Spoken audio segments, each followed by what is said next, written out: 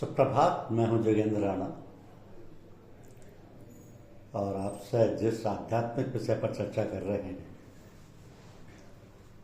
उसका विषय है मोक्ष पुरुष।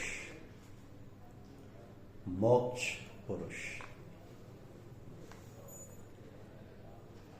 ये कर्म करने के समय उसमें लिप्त नहीं होना चाहिए।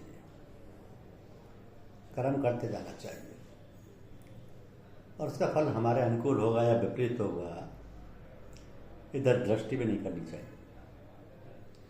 अच्छा होने पर हर्ष ना हो और बिगड़ जाने पर शोक ना हो, ऐसी समानता स्वभाव में ले आना ही सबसे ऊंचा योग है। हृदय में रहने वाले सत्य, रज और तम गुणों को साम्यावस्था में ले जाना ही कर्तव्य है। इसी के लिए सारे साधन किए जाते हैं। जिन महापुरुषों को यह प्राप्त है वही संत, वही मोक्ष पुरुष है। तो ऐसों की क्षण मात्र की संगति मनुष्य को कुछ का कुछ बना देती है, शांति के मैदान में सर पर दौड़ा देती है। और महात्मा मौलाना रूम अपने शिष्यों को समझाते हैं कि मर्द हवजी हम रहे हाजी तलब,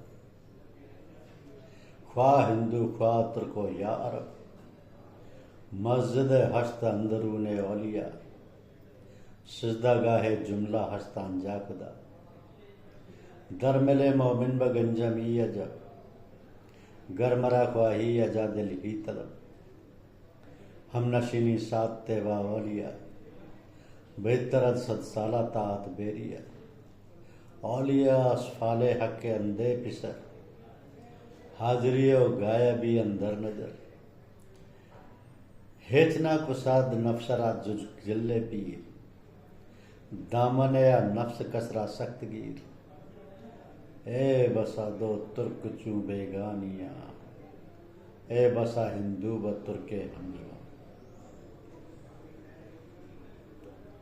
यदि तुम्हें प्रभु से प्यार है, इसका अर्थ यह है कि यदि तुम्हें प्रभु से प्यार है, तुम्हारे दिल में उसके मिलने की जिज्ञासा है, तो किसी प्रेमी को तलाश करो और उसके संग हो लो। चाहे वह हिंदू हो, चाहे मुसलमान हो, चाहे यहूदी हो, महापुरुषों का हृदय ही भगवान के रहने का घर है। उसी में उसे ढूंढ और उसी को नमस्कार कर। तो भक्त का हृदय भगवान का ही हृदय होता है, उसी में उसका निवास रहता है। इसलिए ऐसे दिल में अपने बैठने के लिए रास्ता ढूंढते रहना चाहिए, अर्थात उसके दिल में अपने लिए प्रेम जैसे भी उत्पन्न कर देना चाहिए। ऐसे महान प्रेमियों का एक घड़ी का सत्संग 100 वर्ष के कठिन व निष्काम तप से भी अधिक लाभदायक होता है। तो हे बेटे, ऐसे लोग ही भगवान के प्यारे पुत्र हैं। वो हर समय हाजिर व गायब अंतर्मुखी वृत्ति से अपने प्यारे मालिक को ही देखते रहते हैं और प्रेम में मस्त रहते हैं। तो इस प्रकार जिस महापुरुष ने अपने नफ्स अहंकार को मेट डाला हो, उसी का दामन तो जोर से पकड़ ले, उसको ही गुरु बना ले और उसी की छत्र छाया में इस मार्ग में आगे बढ़, तभी तेरा कल्याण हो। जो ईश्वर से विमुख हो, चाहे वो हिंदू हो या मुसलमान, उनसे दूर रहकर, वो दोनों एक से ही काफिर हैं, तुझे भी लेट हुए। तो इस प्रकार सभी संत व सूफियों ने सत्संग की महिमा गाई है। और यह सत्संग बातचीत करना ही नहीं, बल्कि परस्पर श्रुति की धरों को विलाप कराना कहलाता है। तो शिष्य की तवज्जो गुरु की ओर रहे और गुरु की तवज्जो शिष्य पर रहे। जिनको ऐसा सत्संग नसीब है, उनके लिए किसी तत्व, किसी अन्य साधन की आवश्यकता नहीं है। केवल इसी के द्वारा उनका उद्धार हो सकता है। पर इसके लिए गुरु वास्तविक गुरु होना चाहिए। अधूरे गुरु से अथवा खाली बातें बनाने वालों से काम नहीं निकल सकता। पूर्ण और समर्थ महात्मा इसे पूरा कर सकते हैं। तो कबीर साहब की साखी है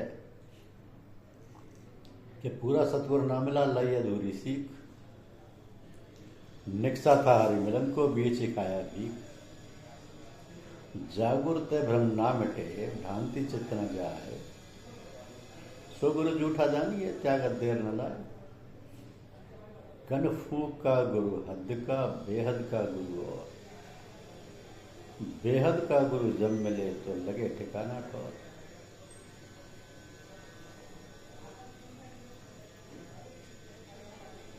सतगुर मारा बाण पर निरख निरख निष्ठौर, नाम अकेला रह गया चित्त न आवे और। वस्तु कहीं ढूंढे कहीं कहीं विदावे हाथ, कहे कबीर तब पाइया जब भेदी लीना साथ। भेदी लीना साथ कर दीनी वस्तु लगाए, कोटि जन्म का पंथ था पल में पहुंचा जाए। करोड़ों जन्मों में तय होने वाले दुस्तर मार्ग को सेकंडों में तय करा देना ही तवज्जो देना है। जिस प्रकार किसी बड़े आदमी के सेवक बन जाने पर उसके साथ उन जगहों पर हमारी पहुंच हो जाती है जहाँ पहुंचना हमारे लिए अत्यंत कठिन था, उसके संग रहने में तरह तरह के स्वादिष्ट भोजन व अन्य लवायमान वस्तुएं भोग को मिल जाती हैं। इसी तरह जब शिष्य गुरु की सूरत की धार से अपनी सूरत की डोरी बांध देता है तो उसमें एकदम आकर्षण उत्पन्न हो जाता है और वो उसी सहारे से खिंचता हुआ ऊंचे आत्मिक स्थानों में एकदम जा पहुंचता है कि जहाँ गुरु का निवास है अथवा जहाँ गुरु अपने को ले जाना चाहता है। तो किसी अमीर ने उड़न खटोला पर बैठकर आसमान के सफर का इरादा किया था। जब वह चलने लगा उसके कई संगियों ने सेवकों ने दौड़ के खटोले के पांव पकड़ लिया और लटक गए। तो रास्ते में कई झटके भी लगे, खटोला डामाडोल होते हुए भी जान पड़ा, पर उन बुद्धिमानों ने उसकी परवाह नहीं की और भी हाथों को मजबूती से जकड़ा दिया। अब नतीजा क्या होगा? मरेंगे या जिएंगे? आगे हमारे लिए सुख है या दुख है, इस समय हम कहाँ हैं, ऊंचे को उठ रहे हैं अथवा नीचे को गिर रहे हैं इत्यादि इन बातों की ओर उन लोगों ने आंख उठा के भी नहीं देखा।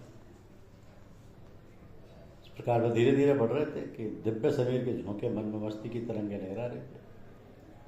अचानक किसी कारणवश उनमें से कुछ की मुट्ठी ढीली पड़ी, खटोला हाथ से छूट गया और लड़खड़ाते हुए धम से पृथ्वी पर आ गए। कितनी चोट लगी, मरे या जिए, कांटों के जंगल में आया तो फूलों के सिर पर, इसका ठिकाना नहीं। परंतु ये बात निश्चय ही है कि वह अपने ध्येय तक नहीं जा सके। तो इसी तरह जिन शिष्यों ने पूर्ण गुरु का दामन पकड़ लिया है अवश्य ही गुरुधाम में पहुंचे रहते, परंतु हृदय निष्काम होना चाहिए और सुरति को मजबूती से गुरु की ओर लगा देना चाहिए ताकि गिरने का भय न रहे और उसी के सहारे सुगमता से उठते हुए वहां जा पहुंचे। यही तवज्जो लेना है। तवज्जो लेने में शिष्यों को समय समय पर अपनी जांच पड़ताल करते रहना चाहिए।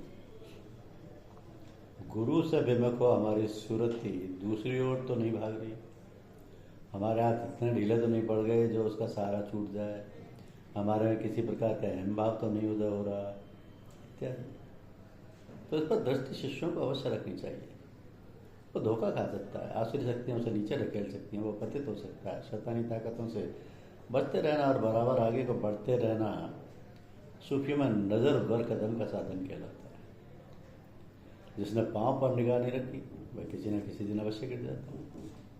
इसलिए मुमुक्ष को उस मार्ग में होशियार रहने की अंत तक आवश्यकता है। भगवान राम पंचवटी में विराज रहे थे। समय अनुकूल देख श्री लक्ष्मण जी उनसे पूछते हैं, हे प्रभु वो कौन उपाय है जिसके द्वारा आप जल्दी द्रवित हो जाते हैं? ऐसा कल्याणकारी सुप्रश्न सुन भगवान प्रसन्न कहने लगे कि जाते बेग द्रवई में भाई,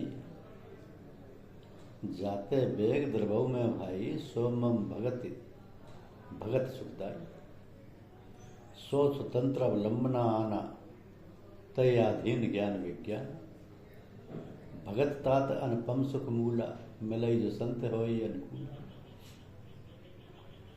ये हवाई जिसके द्वारा मुझे जल्दी प्राप्त किया जा सकता है वो भक्ति का साधन है। भक्ति का साधन स्वतंत्र है, उसके लिए किसी और सहारे की जरूरत नहीं होती। पढ़ा लिखा ज्ञानी ही भक्ति कर सकता है ऐसा नहीं, चाहे वह मूल गवार क्यों ना हो वो मेरा भक्त बन सकता है और मुझको प्राप्त कर सकता है। भक्ति हृदय का साधन है, मस्तिष्क से इसका कोई संबंध नहीं। मस्तिष्क वाले तर्क वितर्क और शब्दों में अटके रहते हैं, हृदय वाला इनसे कोई सरोकार नहीं रखता। वो तो अपने प्यारे के लिए कलेजा निकाल के रखता है, उसके प्रेम में दीवाना बन जाता है, उसके लिए रोता भी लगता है, दिन रात तड़पता है। ऐसो ही के लिए मैं सुगम हूँ।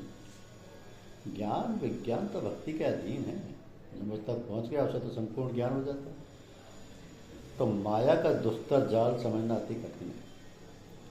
उसका उपाय ये है कि प्रथम मुझ तक पहुंचने की कोशिश करो। जो मुझको जान गया वो सारे संसार को जान गया, और जो पुस्तक में शब्दों में पढ़ा रहा वो अपना कल्याण नहीं कर सका।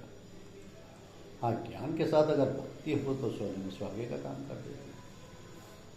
उसे शीघ्र ही ऋतंबरा बुद्धि प्राप्त हो, निर्मल ज्ञान का प्रकाश उदय हो जाता है, और ऐसा ज्ञान आवागमन का बंधन काट के मुक्त कर देता है।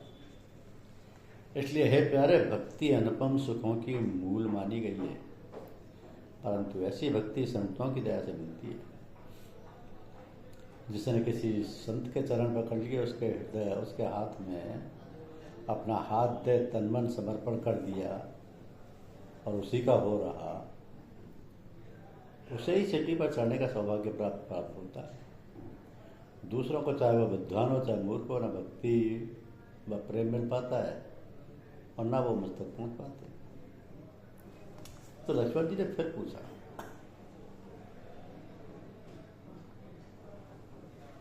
कि ऐसी आपकी भक्ति किस प्रकार मिलती है, उसका साधन क्या है? तो उसके उत्तर में प्रभु बोले कि संत चरण पंकज अति प्रेमा, मन क्रम वचन भजन दृढ़ नेमा, गुरु पितु मात बंधु पति देवा, संभव कही जाने दृढ़ सेवा, मम गुण गावत पलक शरीरा, गद गद गिरा नैन वह नीरा, काम आदि मद दम्भ न जाके, तात निरंतर बस में ताके, वचन कर्म मन मोरी गति, भजन करो निष्काम, तन के हृदय कमल में सदा करो विश्राम।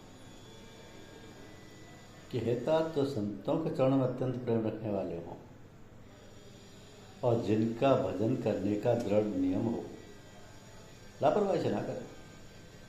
जो अपने से बड़े हों, जैसे गुरु, माता पिता, बड़े भाई और पति और देवों में मेरा ही प्रकाश देखते हुए उनकी सेवा में तत्पर रहें। मेरे संबंध की बातचीत सुनते ही, मेरे संबंध की बातचीत सुनते ही जिनका हृदय द्रवित हो जाए, आंखों में अश्रु भर आए, कंठ रुक जाए, शरीर पुलकायमान हो जाए, काम क्रोध दम्भ इत्यादि इसके स्वभाव में ना रहे, और मेरी सुधि जिनके हृदय में बार बार रहे, बराबर रहे, वचन में कर्म में जिसका मन मेरी ओर दौड़ता रहे, और ऐसे भजन में मुझे कोई गरज उनकी शामिल ना हो, ऐसे भक्तों के हृदय कमल में मैं सदा ही विश्राम करता हूँ। इसी का नाम भक्ति है, और ऐसी भक्ति से मैं प्राप्त होता हूँ। तो जब तक जिज्ञासु में इतने गुण नहीं आ जाते, वो दर्शन नहीं पा सकता। ऐसा अपने को बनाने के लिए विषय वासना और मिथ्या मद और मोह के फंदे से अपने को छुड़ाने के लिए ही गुरु की शरण लेनी पड़ती है। उसी की कृपा से आवश्यकता पड़ती है। उससे प्रेम का रिश्ता मजबूत करना होता है, ताकि वो दया करके अपने जैसा हमको भी बना ले। तो प्रेम के रंग की कुछ बूंद हमारे ऊपर भी टपका दे, अपने सूरत के संग हमारी सूरत को भी बांध ले, कि जिसके द्वारा इस मायावी दलदल से उठ के हम आनंद धाम में जा पहुंचे।